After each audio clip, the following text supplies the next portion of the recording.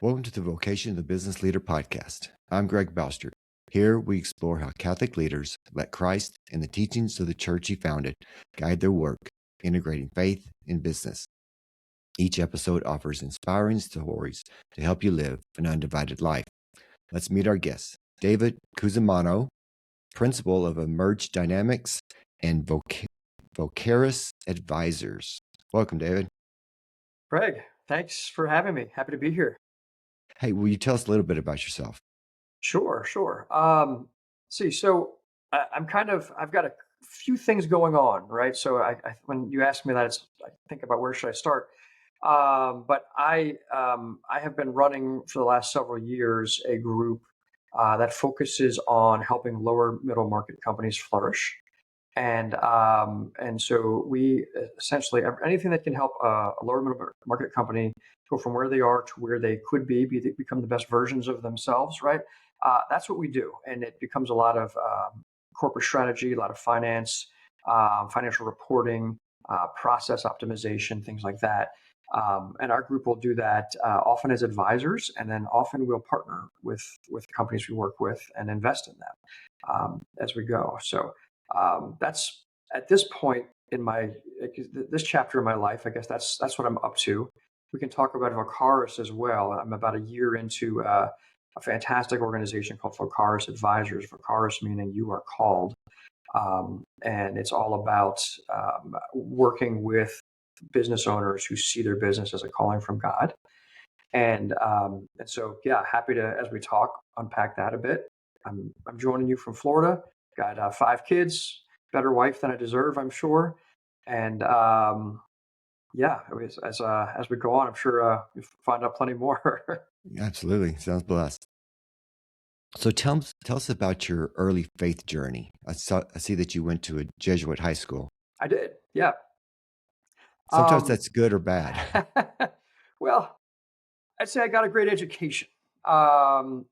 Is at the time it was not the spiritual formation that it probably should have been. And that may be more my fault than their fault. I just wasn't in a place to hear things, right? And so, yeah, I went to college and I grew up Catholic, and I always did what I was told when I was told for the most part. And I think, like a lot of people, I stopped doing what I was told in college for a bit. Um, Always having that um, in the back of my mind, the thought about my faith, but never really putting it at the forefront. And so, really, for me, what really started to transform how I saw things was when our first child was right. I'm holding our son. He's minutes old, and I'm looking at him, and I'm realizing that there's this soul that I'm responsible for forming. Right? He'll make his own decisions later in life, but I have to. I'm going to be held accountable for how I formed him. And I think I grew up about 10 years in that moment and started to realize I've got to get my stuff together and do this right here. So I think for me, that was a pivotal moment in my faith journey where I started to say, okay, um, how do I do this better? How do I do this right? And started kind of a exploration I'm still on today of trying to figure it all out. Yeah. Yeah, So you went to LSU in mechanical engineering. I did. Yes. Yeah. And you said your first job was at, what was it, Lockheed Martin? Lockheed Martin. That's right. Yeah, And working on the F-35 that's project. right. Yeah. That's Amazing time in life. Yes. And I would say that it probably was good that I was in mechanical engineering at LSU because you may know, sorry, let me just make sure this phone doesn't beep on me there. Because engineering is a pretty intensive program. And LSU, as some people may know, is known for its party reputation. So I couldn't go to as many parties. That was probably good for me. I had to stay in and study. Yeah, worked at Lockheed Martin. Got a great privilege to work on the F-35. I was probably the junior most guy on what may be one of the top aerodynamics teams out there. I got to see some great minds and great thinkers, and it was really an exciting time in life. so you have quite the background in aviation. Hmm. professor, Hmm. Goldman Sachs, CFO, of many companies. So, what drew you to starting Emerge Dynamics? That's a great question. So I let's see. So I worked as an engineer, and I was working on this amazing airplane that I knew I would never fly. And and I would watch the test pilots. The F-35 didn't exist yet, but the F-16 did. I did some work on the F-16. I'd watch the test pilots take the plane up, flip it around in the sky, land, go home, and I'm up all night processing data. And I remember thinking, I think I'd rather be that guy. That looks better. And so I left Lockheed to fly airplanes, and ended up back in New Orleans, where I'm from, and started a flight school. And actually met my wife, and I needed a job so I could keep dating my wife. So I started a flight school just because I needed to eat and take her on dates. And so ran the flight school for several years. Amazing adventure. That was my first entrepreneurial experience. Learned so many lessons from that. And we were really decimated in 2009 at the tail end of the Great Recession, where Sally Mae pulled all flight training financing from the whole country. And so our students could no longer get financing, so they couldn't pay us to teach them how to fly anymore. That school's actually still running today. I sold it. I think what I got in exchange was a lot of life experience, more than dollars. But yeah, so from there, I went and worked. Long answer to your question, at an investment bank on an M&A team. Did several M&A transactions. Learned an amazing amount there. But really, I love building things, and so in thinking, how do I participate in transactions because they're exciting, but also really not just help people transact, but really help them flourish. I said, how do I do this? And so I left the investment bank, I guess almost 10 years ago, maybe 12 by now, and said, I found a lead client I could work with and started working with businesses to do what we do today, which is help lower middle market companies flourish. And then when they do transactions, we will help them with their M&A process. That's actually some of the more exciting work that I do, especially when they're buying companies. They often will say, we'd like to buy this other company. You can help us grow our business. How much should we pay? How do we put the deal together? Me and my partners will work with them to help them figure it out. So, how did you meet Eric, your business partner? That's a funny story, actually. Um, so when I was working at the investment bank, he was CEO of a private company that, and I was a younger guy at the investment bank at the time, but the senior people at the investment bank knew of his company, knew his company was going to be sold, and really wanted the deal, really wanted to be able to represent his company in the transaction. Well, Eric went and did the transaction himself without an investment banker, and did fantastic for the owners of the business. So about 2 years later, through a mutual friend, actually from a men's group that I met, said, "You got to meet this guy, Eric. You have a lot in common." And so I joke with Eric now that there was a time when I couldn't even get him on the phone, and now he and I think have been to 5 continents together. Maybe one day we'll make it seven. So yeah, it's funny how lives intersect and weave, but it's all part of the plan, I guess. So, how did you? So you finally met each other. So, how did you become business partners? Um, eh, the same way I think I've become business partners with a lot of people is project by project, right? So because Emerge Dynamics really started as a vehicle for me to pay myself, and I didn't have a real big business plan. I had some clients. I needed to give them an invoice and get paid.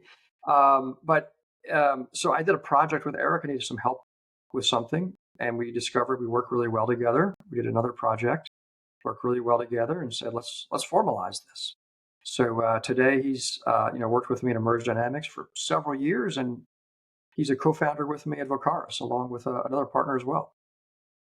So, what would you say are some important traits that you look in at for with a business partner? Because it's almost like a marriage. It is. Yeah, and I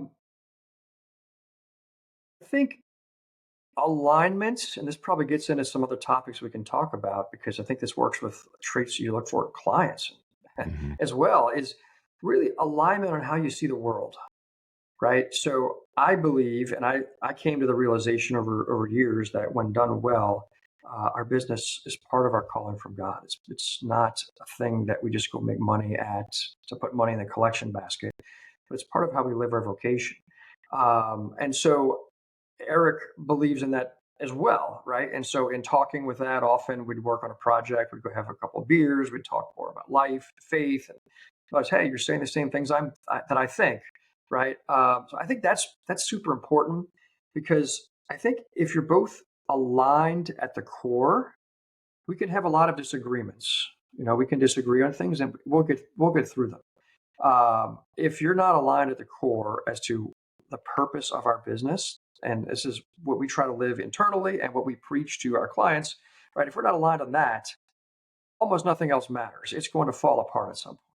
So, yeah, I mean, I agree. A lot like a marriage, right? Like I heard good advice recently of like, if you and your spouse are aligned at your number one goal is to get each other to heaven, you can work through almost anything else. But if you're not Hmm. aligned on that, doesn't matter if you both like, vacations at the beach or whatever, you're going to struggle, right? So, yeah, I think that's number one there. Yeah. So I heard you talk about the head and the heart of a business. Will you tell us what that means to you? Yeah, I think that we can often get caught up in one or the other, and I think it's important to do both. So, the head of the business we think of often as the numbers, right? It's just all about like I can do a math problem with any business's financial statements, and I can analyze it. I can understand what's going on, and if we can pull this lever, we can get this, and pull this lever, we can move profit to there, right? All these things, but it's it's you might get lucky and get some business success there, but you won't get human success. But you probably won't even get the business success because I think we're integrated people. Our customers are humans. Our employees are humans, and so the heart is really about the passion that's part of the business, the human connection that's created as part of the business, right? Uh, and every interaction in our opinion, every interaction is an opportunity to I guess live like Jesus, right? To be like Jesus to that person. And I think very often we see organizations go completely with the heart and not realize that the natural law that God created, right, has markets in it, and for a reason, because so for society to flourish, resources need to go to the right places, which means there has to be profit, right? And we can't ignore that and just pretend like that's not part of our natural world and just focus on our feelings. And I mean, I think there are organizations that do that well. They're charities, right? They're apostolates that do that well. They're good things, but to really deliver the resources that humanity needs, right? Have a profit signal and a pricing signal. And so we need both, we need the head and the heart. When we put those together, I think we're starting to get pretty close. We'll never get there this side of paradise, but hopefully we're getting pretty close to maybe how God intended us to try to run things down here. Yeah. Yeah. I want to talk about um, fighting poverty with business. Hmm. So tell us about what you do there. Yeah. So this is part of which I'd love to share with you maybe in a minute. My spiritual journey and how I started to arrive this faith and work integration. But really, just starting my career off, I'm running a business. It's an aviation training business. It's relatively successful. I'm also studying economics. Um, I had a master's degree in economics as well, and really learned a lot about things that work and don't work, and in fighting poverty. And we would have on Sunday, very often would have speakers come, I guess, speak after communion, right? Here's all these people starving, give us money, right? And I would tell my wife, over and over, we're not giving money to these people, they're not doing it right, right? they're going to create dependency. Here's the problem with this. Here's the problem with that. And she tells me one day, she says, David, all you do is complain about what these people are not doing right. Like, what are you going to do? And I say, oh, so maybe I should do something. And so I connected with this organization, Partners Worldwide. And what they do is they partner business people in the developed world with business people in the developing world. And those maybe aren't the best terms, developed and developing, but I think most people know what I mean when I say that. And and the idea of let me not show up in Africa and say, I know everything, I know better than you, I'm going to show you how to do it so that you can be prosperous. But instead, saying, like, walking with them as partners, right? I'm privileged to have been born in a place with a lot of wealth, and things just work in our country pretty well, right? But let me walk with you, and if I can help your business flourish, maybe that is some more jobs that can be created. That's more families. Unemployment can be a big catalyst, and families breaking apart, right? So maybe there's some families that can stay together and doing that. So yeah, that's what we do. Fighting poverty with business is really a lot of what we do at Emerge Dynamics in the United States, but being involved with some projects outside the United States where we're donating our time, but doing almost the same thing. We're helping businesses flourish, helping them get their strategy together, and really helping them grow their employment. So tell us about your faith journey during your professional years. Was it always strong, or did you struggle? And then how did that work? Yeah, well, so if I pick back up where I was holding my son earlier, right? Said, okay, how do I do this better? And so I started talking to people who I looked up to, with very faith-based people, and saying, how do I be a better Catholic? How do I be a better Christian? How do I be a better person? And I would get advice that was, I think, pretty good advice, but it was always incomplete, right? People would say, well, what you should do is you should go to mass on Sunday. I'm like, okay, I'm doing that. Say, great. Then maybe what you can do is you can go to adoration, right? So I did. I started going to adoration, and it was fantastic experience, and um, just spending that time with our Lord. Often at the middle of the night is when I would go. It's just irreplaceable. But and ask again, like, okay, what's my next step on my journey, right? And what I started realizing was I was getting good advice, but it was always about Sunday, right? It was always advice about what do I do in some church building, and it was good advice. But as I realized, like, no one's ever giving me advice on what do I do with this, like, Monday through Friday, and the um, for better or for worse, the way our society is set up, that's where we spend most of our waking hours. So, I'm at work, unfortunately, more waking hours in a weekday sometimes than I am with my family, right? And so, what is God's plan for this, right? And I would ask people. I remember, what about my business? Is my business part of my spirituality? And people would say, oh, well, no, your business is good because what you can do, you can make money, and then you can take that money and you can donate it to the church because the church has no way of raising revenue, and then therefore your business is good. And I was like, yes and no. I think this is so incomplete, right? Yes, I agree. I need to donate to the church. I need to tithe, but surely there's more to my business than just an engine for creating donations. And and so I really kind of started a several year just academic or maybe intellectual and spiritual journey, I guess you could say. Just trying to figure out what does God have planned for this, and how do I say it better? How do I explain it? How do I live it? Maybe how do I share it with others? And I'm not an academic. I guess I've taught some adjunct courses, but I'm a practitioner. I'm just an ordinary guy trying to figure this all out. But I really started to understand, probably through a lot of prayer, a lot of research, a lot of online, of what does that the work itself is God's work, right? For me, that was just a pivotal. That's just a pivotal light bulb for me. Something that I kind of knew, but I'd never heard in all of my Catholic education, never heard from anyone until I started doing my own research. Turns out in Catholic teaching, there's plenty of guidance on what it's all about. Actually, Greg, I printed out because I'd like to share with you. I want to read it so I don't mess it up. It's something from Gaudium at Space that I found. This is a Vatican II document that for me was just so pivotal in my when I read this, I've been looking for this for years. I was excited to read it. I was also kind of frustrated because why did no one tell me this before? But for me, it's like kind of step one. It was that it talks about the mandate in that we have to develop the world, right? That developing the world is a good thing, right? This document talks about, and then it says this mandate concerns the whole of everyday activity as well.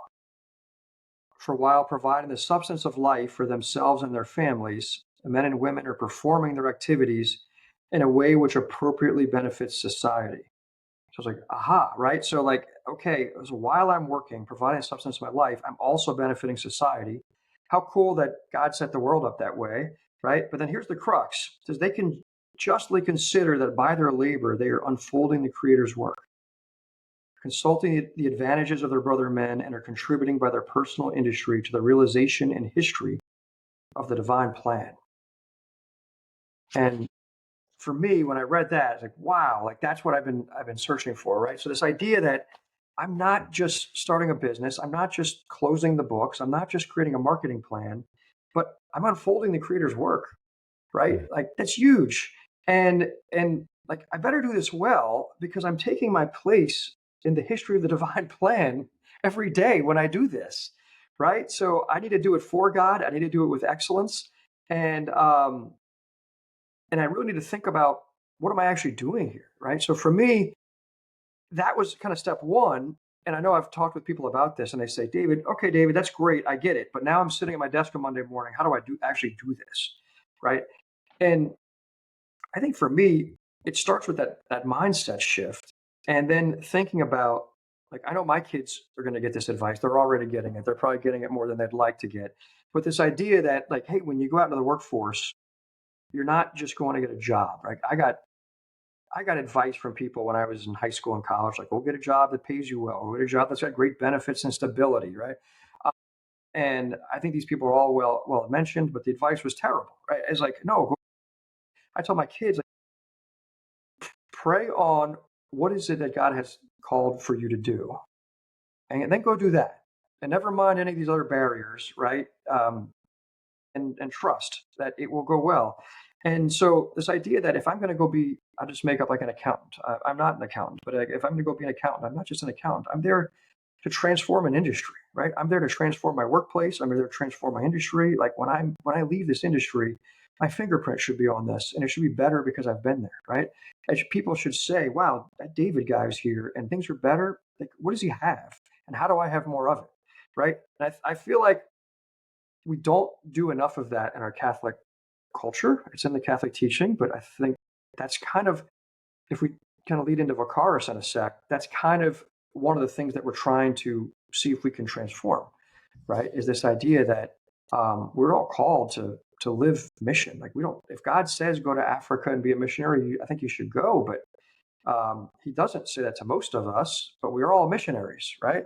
And so the idea that we can, we are on mission all the time, wherever we're planted is huge. So sorry for the long answer, but it's something I get excited about and have a lot to say about.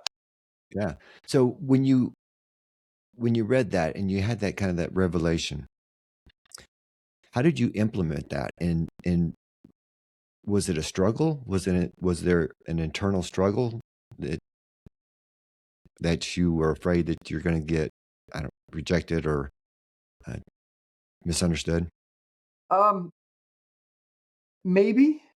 I think anytime we try something new, there's hesitation, even if it's not a faith-based thing, right? So I think there's certainly some hesitation. And I think what I started to do, I started to write more. I started to put articles out more that were more public, and I kind of was hesitant, okay, am I going to not get certain work because I'm doing this? I'm not an explicit evangelization person. I'm actually probably pretty terrible at evangelization, but I'm not someone who says like, let's let people do this and maybe it's a good thing, but I'm not like, oh, you want to do business with me? Let's say Hail Mary first, right? Like that probably is good in certain circumstances, but that's not what I'm doing, right? I'm just, so it's not as maybe, I don't know what the word is, explicit, maybe as it could be, or maybe even should be. But I did start having people, I'd have coffee with people and say, "Hi, David, I read this thing you put online, and wow, you're so out there. It's amazing that you're not, you know, not ashamed or not what's the word, not ashamed, but you're not concerned about like writing something religious online because someone won't hire you later." And said, "Wow, I hadn't really thought of it that way, but I guess that's a thing." But yeah, I think it's just transformed the offerings that Emerge Dynamics has. Like we work with lots of people who are not faith based at all. We won't work with them, however, if they don't understand or they can't at least be coached to understand that their business has a purpose. If an example I like to use, like if you run a coffee shop, if you just think I'm just here to sell coffee, I think you're missing the element that these like deep human interactions and conversations will be happening in your coffee shop, right? And like that you can create that your mission can be to create this environment where these deep human connections can happen, right? Is huge. And like, so that's the kind of things we'll work with people on. It's like, yes, I know you want to buy a company. Yes, I know you need to get your margin up. I know you're busting a bank covenant. We can help you with this, but we can best help you when we first understand like what's the purpose here, right? And often that deep purpose exercise will lead people sometimes to say, well, okay, well, tell me more. How's your faith play into this? And it can turn into a really fascinating conversation. But yeah, I think that's how we're doing it at Emerge. Now, Vocaris, which we're only a year into Vocaris. We've done our first investment, and our second one likely will close, we're hoping, in January. So as we're recording this, it's a month away. And there we're specifically only working with businesses who see their business as a calling from God. And we call it our models capital plus counsel. So we'll sometimes do only advisory, or if the company needs capital, we'll do capital as well. And we have a syndicate that we put together of high net worth investors who say, we want to invest in businesses like this. Like we want to know that we're investing in people who really see their business as a mission from. Not every business that we invest in is Catholic, and not everyone is explicitly faith-based, but they're all run by people who see their business as a mission from God. That that usually, and they all have to be okay with Catholic principles, right? Even if they're not Catholic, there's no ambiguity that we're Catholic, and we're not going to invest in someone who's violating something that would be Catholic. So that is a lot more explicit, right? I mean, that's pretty out there. You can go to our website, you can read about what we're doing, and it's really a passionate mission that we're on. So what led to? So you're very successful at Emerge Dynamics. So what happened to where you said that we want to start Vocaris? That's a good question.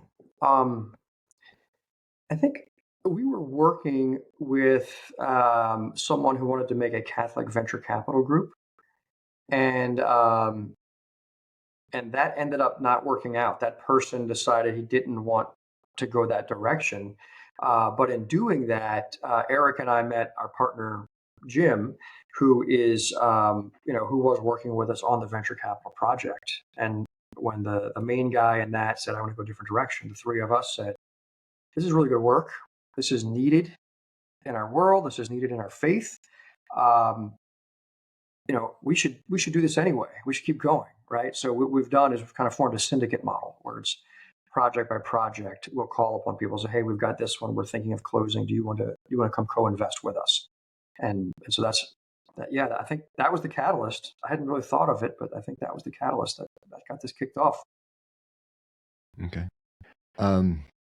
So why do you think there's so many companies out there that have cultural problems? Hmm. you're right. There are a lot of companies that have cultural problems. Boy, the why, I will, I wish I had a better prepared answer, but let me just kind of go off the cuff here. I'm going to guess that these are companies that also have, I think it's a failure to understand sometimes what the business is all about, like what we're doing here. And I think also it's probably often led by people with interior problems, right? On their interior life, and that's coming out because culture happens. Like we can either influence and create and steer the culture, or we cannot, but it's still going to happen. And so if we don't steer as leaders and guide people the right way, they're gonna make their own culture. And if we as leaders are not virtuous leaders, culture is going to be built on that. I mean, we hear about these spectacular failure companies that have blown up in the past, and we read later about the things that leaders were doing, and like how in the world did people go along with this, right? But these people's paycheck are coming from these leaders, and they start to normalize behavior that's not good, right? And I think it just creates a culture that people can easily just get sucked into and go awry. But at least how we do our part at Emerge and Vocaris, we don't work as much on the interior of the leaders, maybe a little bit, but we definitely work a whole lot on the purpose of the business, right? We believe that people don't get up just for a paycheck and go to work.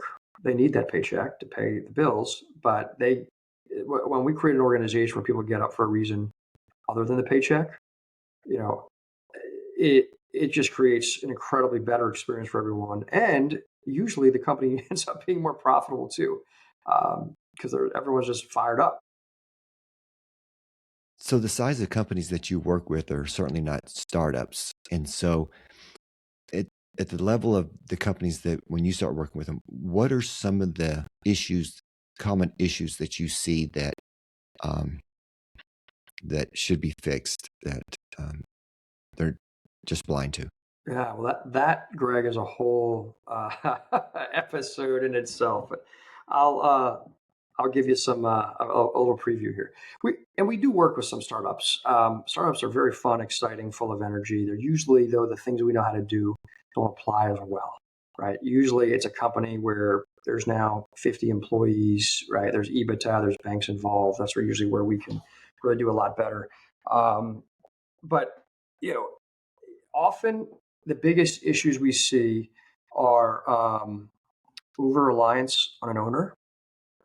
And a lot of the people we're working with, either we're looking to invest ourselves or we're helping someone maybe sell their business. And there's the owner can be an amazingly talented person who's doing a great job. The problem is when they come, I've had people, they're they're in their 60s and 70s, and they say, "I want to sell my business now," but they're but they do everything, right? They do the product development, the marketing. They know all the customers with through intimate relationships, and a buyer sees that and says, like, "What are we actually buying here? You're leaving, and there's nothing. What's left?" Right? And it really is a hit to valuation. And not only can it be a hit to valuation on the exit, but even if you're not going to sell for 10 or 15 years, it's usually not a great fit because when the owner does everything, it just stifles the career path of the other people. They really can't get to a position where they've actually got accountability and being responsible for things. And so then your most talented people often will leave, right, and go somewhere else, and you get the people who are in your organization, the people who couldn't go anywhere else, right? So we can often create a stagnant organization. So yeah, that's often one of the things that we'll work with. Is like, let's start putting in processes to take this value out of you and into the process that you have created, right? Because that helps everyone thrive so much better. And when you do exit, because everyone, people often don't want to talk about this, but everyone will exit their business one day. Yeah. 100% guaranteed. You may die at your desk. Hopefully not. Hopefully it's because you planned it out. You did it in an orderly way, right? But you will. And so when you do, it's going to be so much more better. Sorry for that bad grammar. Not more better, just better. Mo better. Yeah, yeah, there it is. I mean, yeah, that Often, I can tell you too, it's almost every business in the space we operate in, and this is businesses kind of 10 to 100 million in revenue usually. Often they're a little smaller, but is financial reporting. Often, a lot of what we're doing is helping business owners really understand what's going on with their business. Often, a bank won't lend because they can't figure out what's going on in the business. An equity investor won't invest because they can't figure out what's going on in the business. And so a lot of what we do is just helping them understand, like, I know your gut tells you you're doing this. Obviously, your gut's doing a decent job because this business is running, right? But you could be so much more. You could lower your stress and increase the prosperity here if we could maybe get some data and have your books working a little bit better. Yeah, plenty more, but I'd say that's the top two, right? Financial reporting, reliance on the owner. So if anybody's listening, that's you. Fix those things. Your life will get better. Are there certain industries that you focus on, or do you all types? We will do, because we don't specialize in the widget itself, there's a few industries that we do. Like we've got a partner who's got some really world-class experience in health tech, right? So if we're there, we can work on the widget, right? I know aviation pretty well and distribution, right? So there are some industries where we've got just some personal experience, but in general, most businesses we work with are not in those verticals because we're not helping them with their widget. What's happened is this person's amazing at their widget. They don't need help with that, but now there's millions of dollars moving around, right? And they really need a strategic guidance to get off a plateau, right? And we can do that in any industry where the business owner understands their model or has control over their model, right? It's operating businesses. We don't really work with real estate or mining companies or anything like that, but any operating business that we can understand the model, we can usually do quite well. So, what would you say is the vocation of the business leader? I think it's to lead like Jesus. If you're a business leader, you're a leader. I think you have to understand the purpose of your business, and I would recommend to anybody, if you haven't done this exercise, you need to really. I mean, often, um, like an exercise that we do with business owners, and happy to share this because I didn't invent this. I'm standing on someone else's shoulders, but we say, if your organization didn't exist, the world would be worse off because blank, right? And it's amazing the number of people we do that exercise with, and they just stare at us and they can't fill in the blank. Right? Or we say, a simple question: why do your customers buy from you? And they can't answer the question. And it sounds like a superficial exercise, but it really starts driving us deep into the why, right? And I think that why ties into that vocation of I'm here to lead. I'm here to lead like Jesus. I'm here to transform an industry. I'm here to create employment for these people. And the thing I actually do in any properly run business should be making people better off, right? So I'm here to help my not just my employees but my whole community flourish in my own way, right? So I wish I had a more succinct answer, but I think that's it, right? I think if we can get our heads around that, and if every business owner could, or any leader, even if you're not an owner, can lead like that, I think would be a pretty good world. So, when you talk to business leaders out there and they're considering you, so what are some of the reasons that they feel like that they hesitate on using you? And then after they do, what's their experience? I'm so glad you're asking, because in what we do, like you can listen to everything I said and hear, oh, that sounds great, that's good stuff. I should do that. But when we're actually working with companies, it's pretty rare that we talk with a business. I'm talking on the advisory side, and I'll differentiate between the advisory and then the investment side. On the advisory side, it's pretty rare that things are going well, and we say, "Hey, we could help you make them go more well." I say, "No, thanks. I don't want to pay for that." Right. So it's usually some inflection point in the business as the point at which we ended up getting involved. It could be they want to buy another business, and because it's just like a whole different expertise needed than what most people have in their day-to-day running a business. They want to sell their business. That's an often area where often, too often, they'll say, "I'm going to sell my business next month," and they say it's not enough time.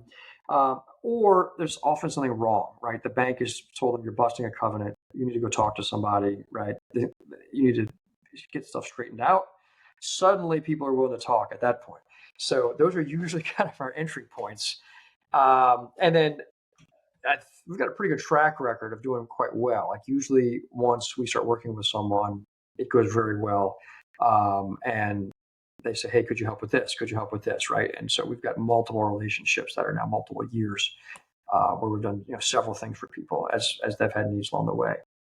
On the investment side, it's a little easier to define. They need capital, right, for something, right? It's usually there's a growth opportunity or something that they need to finance, and then so it's a matter of us. Or sometimes there's a partner who's leaving, and new partner needs to come in. And so that's usually a little bit more straightforward and easier to get started in a conversation there. But yeah, um, that's how we do it. So you also have a podcast. Tell us about Yes, your podcast. the Emerge Dynamics podcast. Thank you for bringing that up. You can listen to it on anywhere you get podcasts, or you can subscribe on our website. But it is Eric and I, Eric Winggerter and I, talking about just in general. What we try to do is actionable advice for business owners, right? Any lower middle market business owner, investor, or manager. We try to put content out that is actionable for them. So our goal is you listen to an episode and there's something you can take away to go implement in your business right away. We've had several guests. We often lately get so busy, it's hard to, as you know, going and finding guests takes some work. It's often easier for us to just talk about a topic. So we've had guests in the past. We probably will have several in the future. We aren't even looking. We should at how many people listen. I hope there's people listening. We just love it. If no one's listening, we just enjoy hearing ourselves talk. But yes, the Emerge Dynamics podcast, highly recommend it for anybody who's running a business. Yeah, it's a good podcast. Yeah. So where can people go to learn more about you and your services? Yes, highly recommend VocarisAdvisors.com. That is our faith-based investment project I was explaining. EmergeDynamics.com. That is our advisory group. That is not specifically faith-based, but it's very purpose-built. And then the EmergeDynamicsPodcast.com, which is our podcast. Yeah, and I'll put the links in the show notes. Is there anything that I didn't ask you that you'd like to talk about? No, I think you covered quite well, Greg. I think maybe just kind of as a summary takeaway, I hope after everyone hearing me blabber on here for a bit, that people, hopefully, if they think this guy's crazy, whatever, but they take away at least that, like, we're all on mission, right?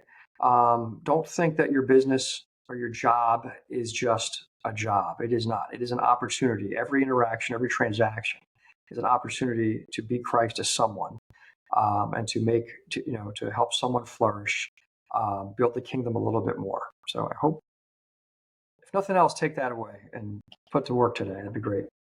Absolutely. All right. Well, thank you so much for your time, David. Greg, thanks for having me. Thank you for joining us today's episode of the Vocation Business Leader Podcast. We hope you found inspiration as we explore the powerful union of faith and business.